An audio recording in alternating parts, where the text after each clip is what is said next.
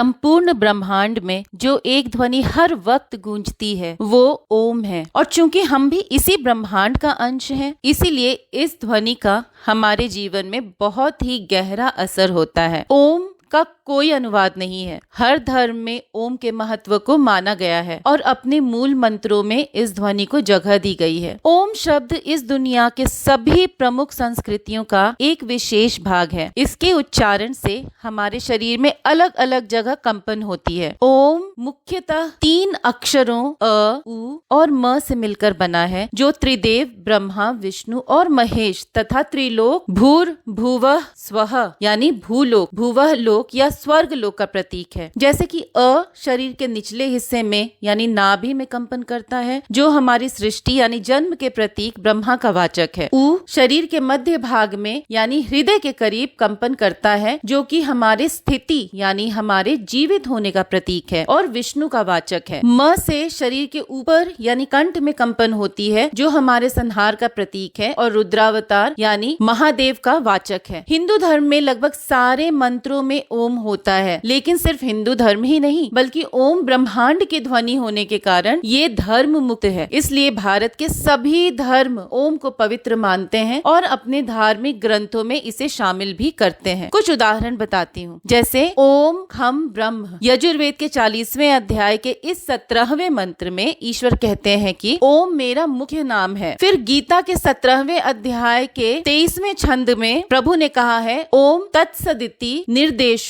ब्रह्मन् त्रिविधः स्मृतः ब्राह्मणास्तेन वेदाच्च यज्ञाच्च विहिताः पुरा। इसका अर्थ है कि सृष्टि के आरंभ से ओम यानी परम ब्रह्म, तत् यानी वह, सत्य यानी शाश्वत है, जो सच्चिदानंद घन ब्रह्म का नाम है। इसी से सृष्टि के आदि काल में ब्राह्मण, वेद और यज्ञों की रचना हुई थी। फिर तिब्बत के बौद्ध का मूल मंत्र है ओम मणि पद्मे हुंग। इस मंत्र को अक्सर पत्थरों पर या कागज पर लिखा जाता है और पूजा चक्र में लगा दिया जाता है। ऐसा माना जाता है कि इस पहिए को घुमाने से जितनी बार यह चक्र घूमेगा वह उतनी बार मंत्र को जाप करने के बराबर फलदायी होगा। जैन धर्म में ओम की महिमा इस तरह वर्णित है, अरिहंता, असरीरा, आयरिया, उवज्झाय, मुनिनो, पंचक्खर, निपणो, ओंकारो, पंच परमिट्ठी। इसका अर्थ है अरहत, अशरीरी, आचार्य, उपाध्याय और मुनि। इन पांचों के प्रथम अक्षरों को मिला देने से ओम शब्द बनता है, जो इन पंच परमेष्ठी का वाचक और बीज मंत्र है। एक ओंकार सतनाम। गुरु नानक जी की ये वाणी आज पूरी दुनिया में बहुत ही प्रचलित है और बच्चे बूढ़े भी इसे जानते हैं। इस वाणी के इस छोटे से अंश का अर्थ है एक ओंकार या ईश्वर ही सत्य नाम है। दुनिया में जितने भी नाम हैं वो सब हमने बनाए हैं। एक ओंकार ही वो शब्द है जिसे इस ब्रह्मांड ने बनाया है। इस शब्द में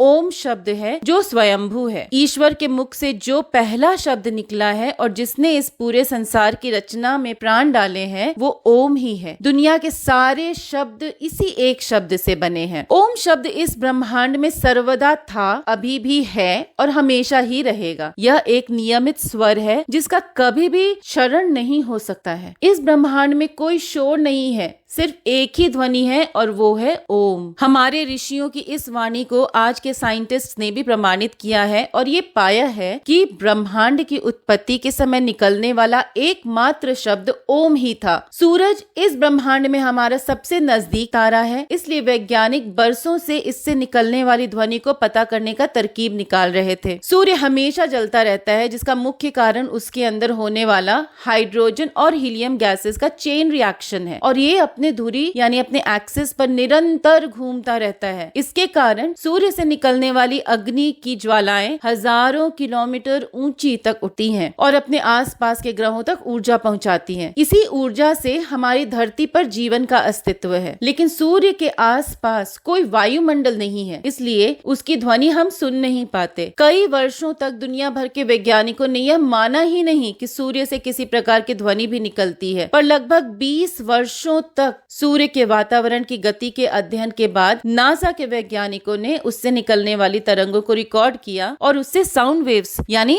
ध्वनि तरंगों में ऑडिबल ह्यूमन हियरिंग रेंज, जो हमारे सुनने के रेंज के अंदर है, उसमें ध्वनि तरंगों को बदल दिया और स्पष्ट रूप से पाया कि सूर्य से निकलने वाली ध्वनि कोई और नहीं बल्कि ओम ही है। आइए हम आपको वो ध्वनि सुनाते हैं।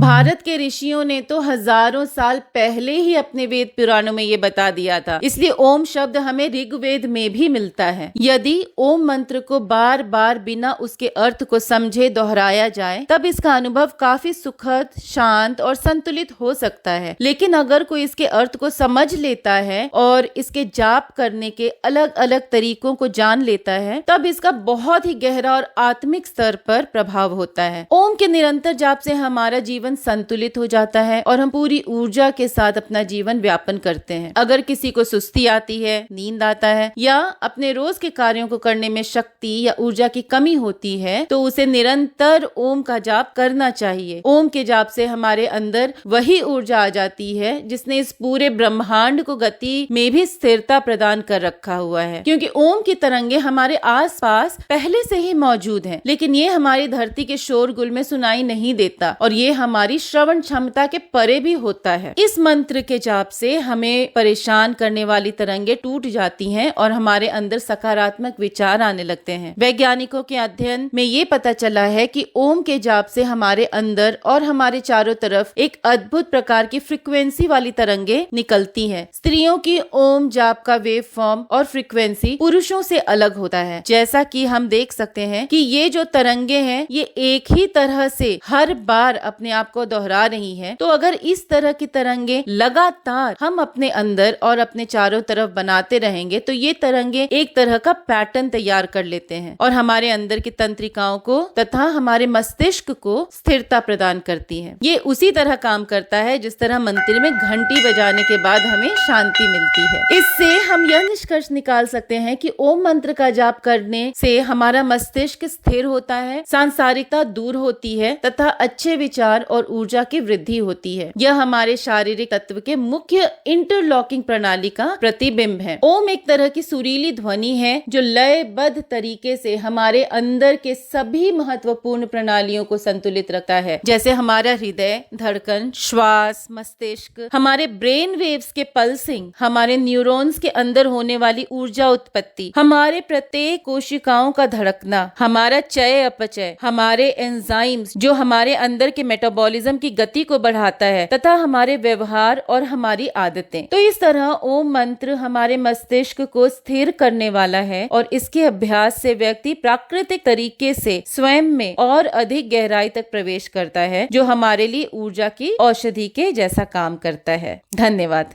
तो अगर ये वीडियो आपको अच्छा लगा और इसकी जानकारी आपको अच्छी लगी तो कृपया करके हमारे वीडियो को लाइक करें, शेयर करें और हमारे चैनल को सब्सक्राइब करें।